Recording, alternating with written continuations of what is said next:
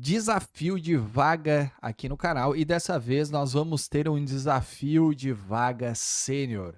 O desafio mais pedido da galera, né? Mas acontece que eu não tenho recebido muitos desafios sêniors de vaga e dessa vez eu deixei um desafio aqui para vocês que eu ainda nem abri, eu mostrei na live, eu recebi dia 12 de setembro.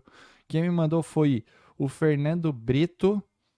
E eu vou ler aqui em primeira mão, não sei o que me espera, tá? Então a gente vai tentar resolver juntos aqui. Vamos dar uma olhada aqui. Fala, Matheus, tudo certo? Sou inscrito no seu canal e acompanho bastante seus vídeos sobre entrevista técnica e system design. Recentemente participei de um processo seletivo para uma vaga de back-end sênior na Rede Globo, ô louco, e infelizmente não consegui avançar. Eles me enviaram um desafio que achei bem puxado, provavelmente porque ainda sou pleno e acredito que daria um conteúdo muito legal para o seu canal. Basicamente, o teste tinha 3 etapas. A parte de System Design, que era criar uma arquitetura de um sistema de votação de larga escala, tipo Big Brother Brasil, com milhões de votos em poucas horas, garantindo antifraude, baixa latência e durabilidade. Etapa 2 aqui, banco relacional, eles querem me complicar, né? Banco relacional, explicar na prática como funciona o delete de linhas no banco, o que são tuplas mortas e como o Vacuum e o Vacuum Full Analyze atuam. Inclusive, pediam para rodar alguns SQLs de exemplo. E a arquitetura limpa no Spring Boot. Mostrar a estrutura de pastas e camadas do sistema de votação usando princípios de arquitetura limpa. Essa eu acredito que foi bem. Achei o desafio muito interessante, mas a correria acabei não conseguindo entregar tudo como deveria. Por isso, pensei em compartilhar com você. Se quiser, pode usar com base no vídeo do canal, mostrando como resolver esse tipo de desafio. Cara, eu só vou resolver se literalmente eu souber fazer, né, cara? Mas vamos lá. Acho que muita gente, inclusive eu, aprenderia bastante. Valeu demais, obrigado pelo conteúdo. Cara, desafio da Rede Globo, mano. É tipo, vamos ver aqui. Fala, Dev, preparado para um desafio de verdade? Esse aqui não é um teste múltipla escolha, é um desafio completo com 3 etapas que medem se você realmente pensa como um engenheiro de software sênior. Engenheiro de software sênior. Etapa 1, System Design em alta escala. Imagine que você precisa projetar o sistema de votação de um reality show. Esse sistema precisa processar 200 milhões de votos em 24 horas, com picos de 25 mil votos por segundo nos últimos minutos. Sua tarefa é propor um design de alto nível. Como garantir que o voto seja confirmado em menos de 300 ms? Como lidar com antifraude, bots, IPs duplicados, etc. Como garantir durabilidade? O voto não pode sumir? Que tecnologias ou estratégias você usaria para escalar? Você pode desenhar ou simplesmente descrever a arquitetura. Pense em filas, cache, banco, views materializadas, mas sempre justifique os trade-offs. Cara, eu não tenho ideia. Vamos ver, vamos pensar um pouquinho junto aqui então. Esse sistema precisa processar 200 milhões de votos em 24 horas, com picos de 25 mil votos por segundo nos últimos minutos. Tá.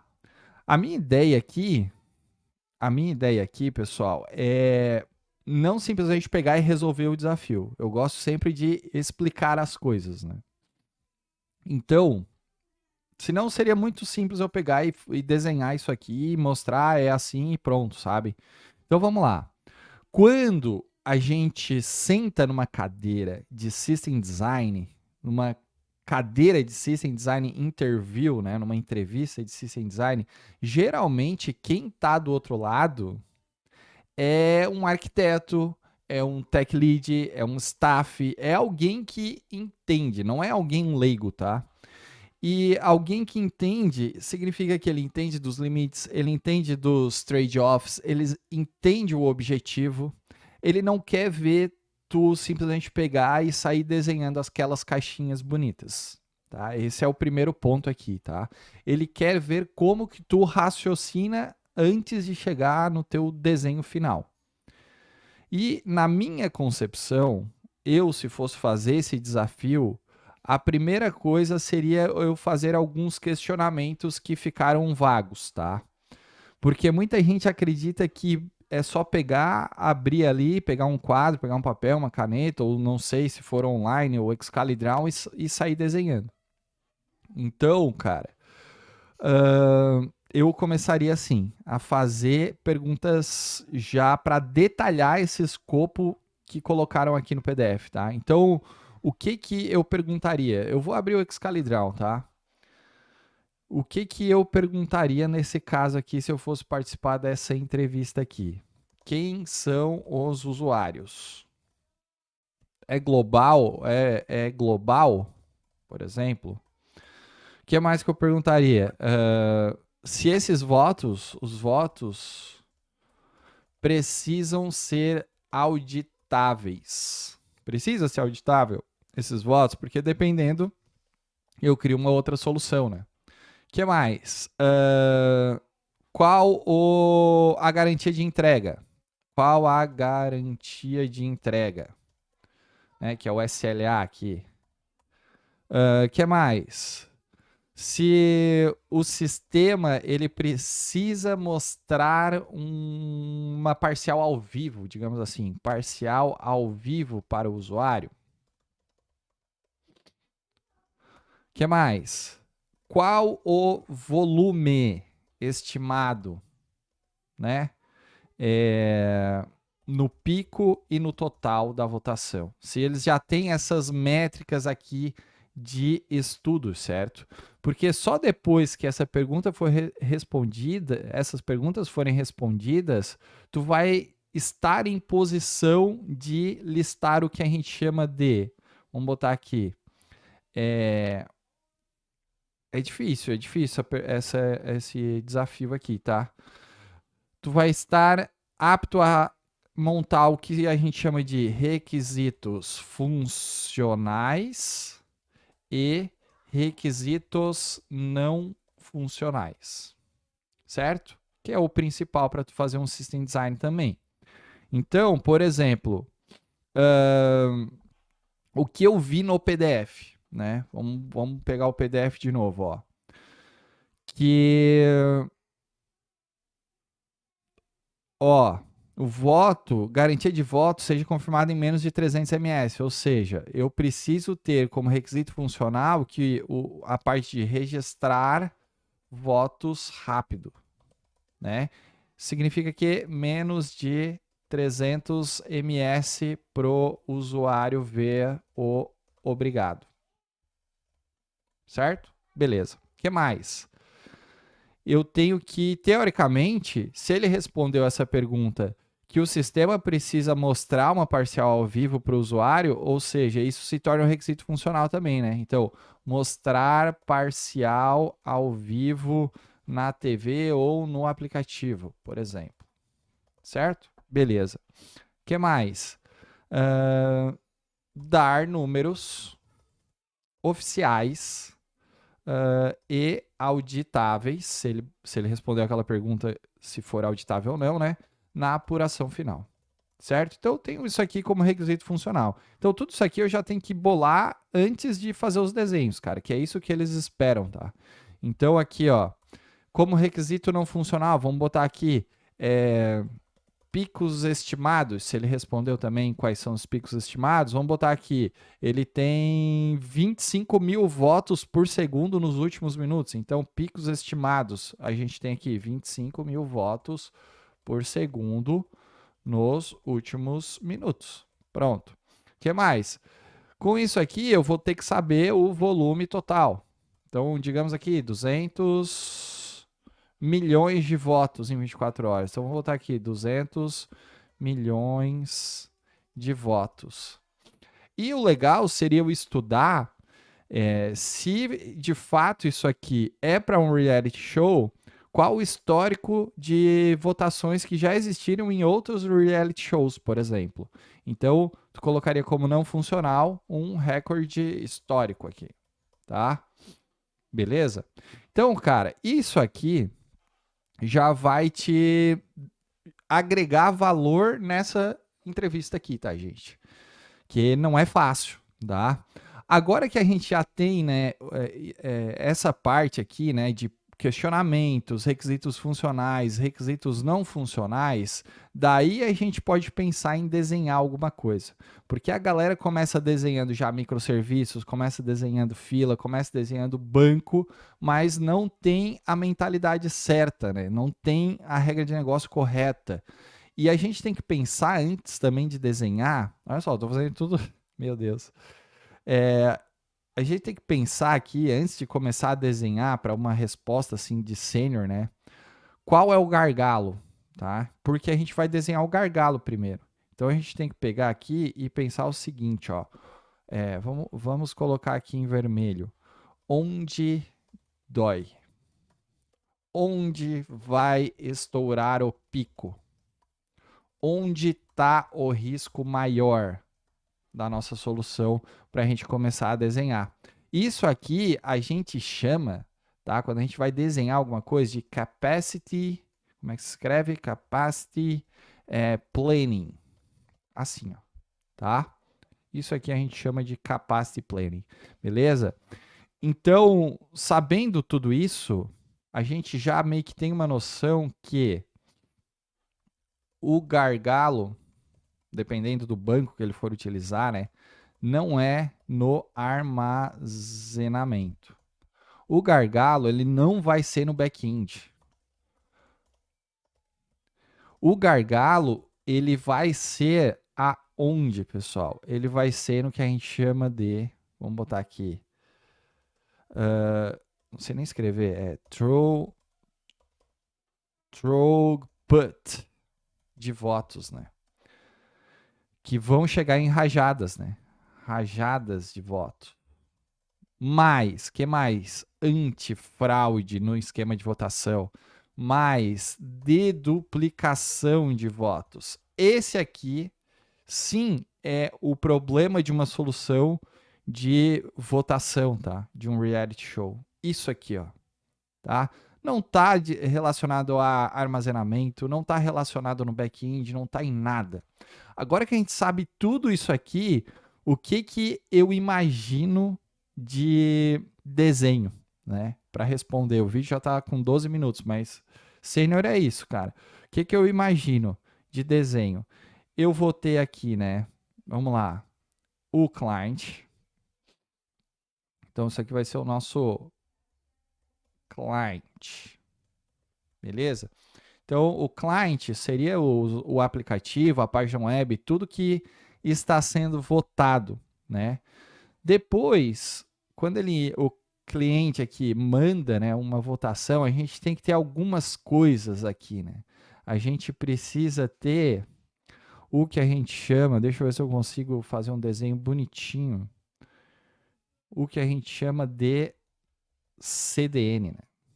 Então, aqui nós teríamos um CDN, tá? Então vamos botar aqui CDN, beleza?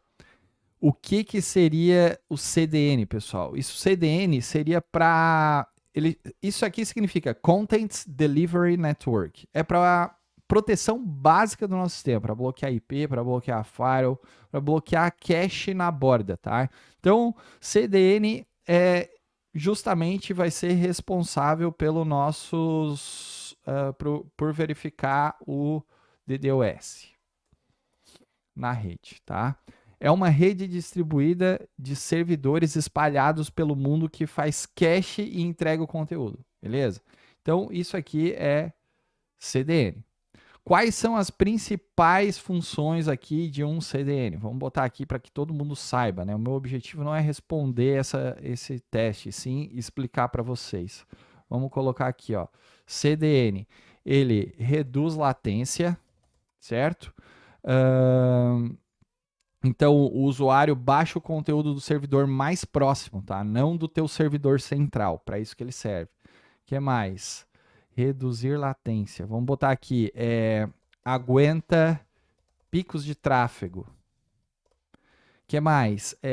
Protege contra DDoS. e faz o cache de borda, que a gente chama, né?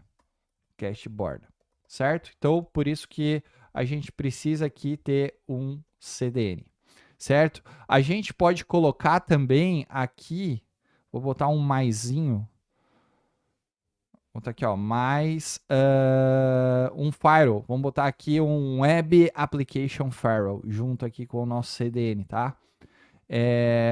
Basicamente, tu pode fazer filtros de, vamos botar aqui também, filtros de HTTP, HTTPS. Então, vou botar aqui filtros de tráfego. Então, vou botar aqui HTTP e HTTPS. E daí nós temos a Cloudflare, vamos botar aqui Cloudflare, acho que é assim que se pronuncia. Nós temos o AWS, nós temos o Nginx, e outras coisas que a gente pode colocar aqui. Então, a primeira coisa seria colocar esse CDN aqui na borda, né? Daí daqui, pessoal, daqui, vamos jogar um pouquinho mais pro lado, que o nosso desenho começou a ficar bagunçado, mas tudo bem. A ideia do vídeo é ensinar, né? Daí aqui a gente teria sim uma API Gateway, tá? Para fazer a autenticação, então API Gateway. Para a gente fazer a autenticação, para fazer o roteamento, para fazer a observabilidade. Então vamos botar aqui autenticação mais roteamento mais observabilidade, certo? Então nós teríamos uma API Gateway aqui. Depois da API Gateway, pessoal, daí sim, né? A gente vai ter aqui uma chamada pro endpoint. Então vamos botar aqui uma chamada pro /volt do nosso REST e eu teria aqui um rate limiter. Então eu teria aqui um rate limiter também. Vou botar mais para baixo aqui. Rate limiter. Então eu teria isso aqui. Isso aqui é o problema de borda, tá? Que a gente vai resolver aqui no nosso desenho da nossa solução. Então, isso aqui é o principal tu mostrar pro cara, certo? Isso aqui é o principal, na minha opinião, né? O rate limiter, a gente pode usar até Redis, né? O Redis, para garantir que o mesmo usuário não passe do limite, né? Porque tem Lan House, nós temos bot de votação, nós temos, sei lá, scripts em Python, votação automática, anti-captcha, tudo isso a gente já resolve por aqui, tá? Passou do rate limiter, pessoal, agora sim entra a mensageria que a gente vai utilizar. E na minha opinião, a mensageria certa seria trabalhar com filas com Kafka, tá?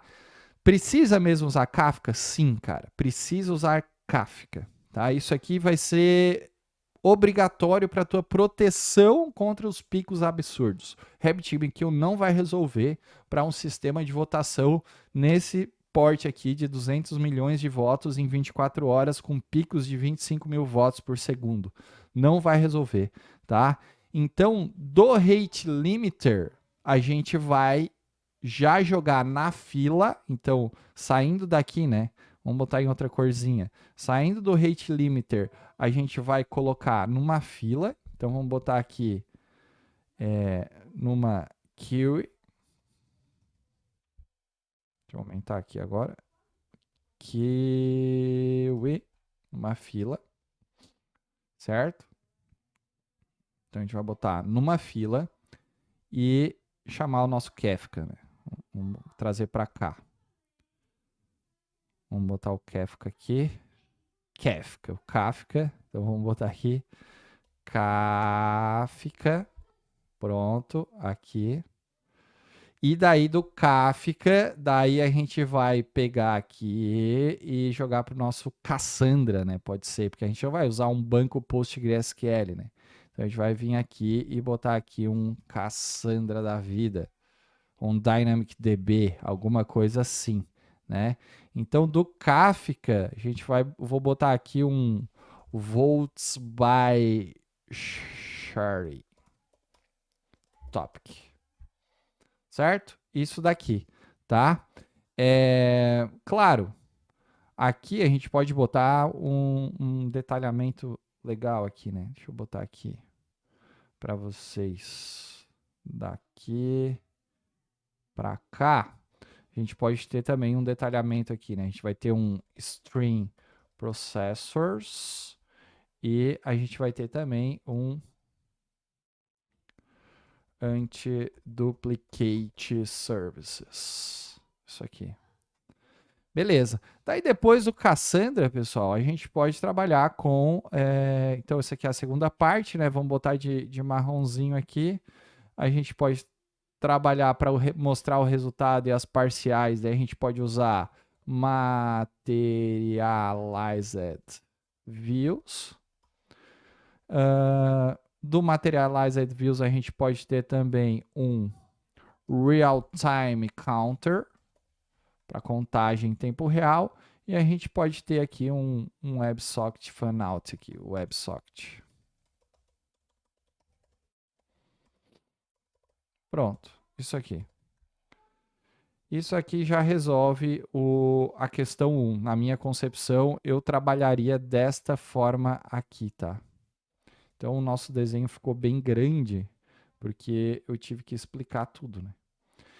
Então, aqui é o gargalo, mostraria para o entrevistador que aqui seria o nosso gargalo. Então, tem o client, que passa por um CDN ou por um Web Application Firewall para controle de DDoS, para reduzir latência, aguentar picos de pressão e assim por diante, né? Fazer o filtro, depois passaria por uma API Gateway, que tem uma autenticação com roteamento, com observabilidade.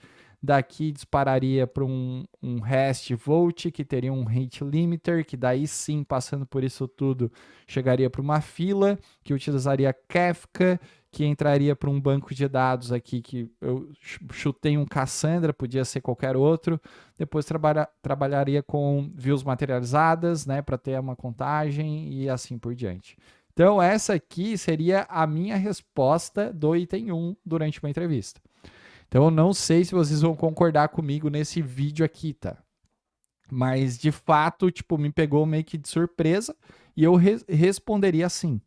Porque tu vai ter uma garantia confirmada, tu vai ter antifraude e tu vai ter durabilidade, né?